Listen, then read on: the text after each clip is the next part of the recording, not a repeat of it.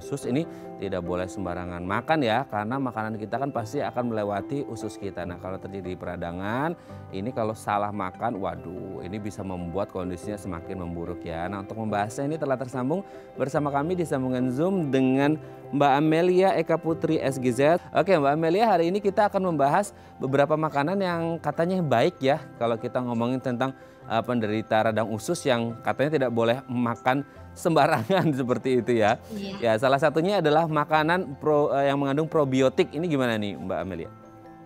Baik, jadi probiotik sendiri biasanya ada di tempe, yang mana probiotik sendiri adalah bakteri baik yang ada di dalam usus manusia, jadi ada di tubuh kita. Ketika seseorang dinyatakan radang usus, berarti bakteri patogen atau bakteri jahatnya mendominasi di dalam ususnya, jadi bakteri baiknya ditekan gitu. Jadi ketika kita rutin untuk mengkonsumsi probiotik, ini akan memproduksi senyawa antibakteri yang mana bisa membuat bakteri patogen menjadi lebih terkendali sehingga bakteri baiknya lebih banyak dibandingkan dengan bakteri jahat. Seperti itu, Mas. Kalau tadi adalah probiotik, ini cuma beda satu vokal aja nih. Prebiotik. Nah, ini gimana nih Mbak Amelia?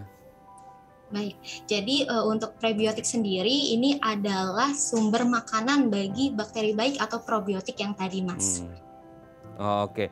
Nah ini sebenarnya manfaatnya ini berarti kalau kita tidak bisa mengonsumsi atau tidak mengonsumsi makanan yang mengandung prebiotik, maka otomatis probiotiknya tidak bisa bekerja secara maksimal atau gimana nih Mbak? Iya. Jadi untuk probiotik dengan prebiotik itu satu kesatuan yang saling melengkapi. Jadi ketika kita mengkonsumsi probiotik tanpa adanya prebiotik, otomatis bakteri yang ada di usus kita tidak mendapatkan makanan sehingga produksinya menjadi terganggu. Jadi bakteri jahat malah yang diberi makan, bukan bakteri baik, seperti itu. Oke, kalau tadi probiotik kita mendapatkannya dari tempe ataupun tahu. Nah kalau prebiotik sebagai makanannya untuk probiotik mungkin bisa dijelaskan sumber-sumbernya dari mana saja gitu. Jadi kita tahu nih tidak hanya mengandalkan probiotiknya aja tapi harus disupport juga nih probiotiknya dengan prebiotik. Gimana nih Mbak? Iya, jadi ada di daun bawang dan juga bawang putih. Jadi ketika nanti kita masak tempe, alangkah baiknya direndam dulu dengan bawang putih. Adalah makanan berprotein. Gimana dampak protein pada mereka yang mengalami radang usus nih, Mbak Amelia? Baik, jadi berdasarkan penelitian yang telah dilakukan ya Mas, jadi protein ini bisa mencegah terjadinya peradangan usus kambuh kembali. Kenapa bisa gitu? Karena protein ini fungsinya sebagai pembentuk jaringan tubuh yang baru. Jadi ketika sel-sel kita sudah rusak atau mati, ini dia bisa memperbaiki serta memeliharanya. Nah, karena proses tersebut yang lama-kelamaan akan membantu membuat penyembuhan secara cepat peradangan pada usus. Oke, kita lanjut. Setelah ini adalah buah-buahan dan sayuran dengan catatan rendah serat. Nah, gimana nih? Baik, untuk buah-buahan dan sayuran yang lebih rendah serat. Jadi ketika kita ingin mengkonsumsi buah, alangkah baiknya kita lihat dulu nih, ada kulitnya sama bijinya. Kulitnya dan bijinya ini kaya akan serat. Jadi kalau bisa ketika kita mengkonsumsi apel, dikupas dulu kulitnya, dan juga ketika kita mau mengkonsumsi jeruk, dibuang dulu bijinya agar dia menjadi lebih rendah serat.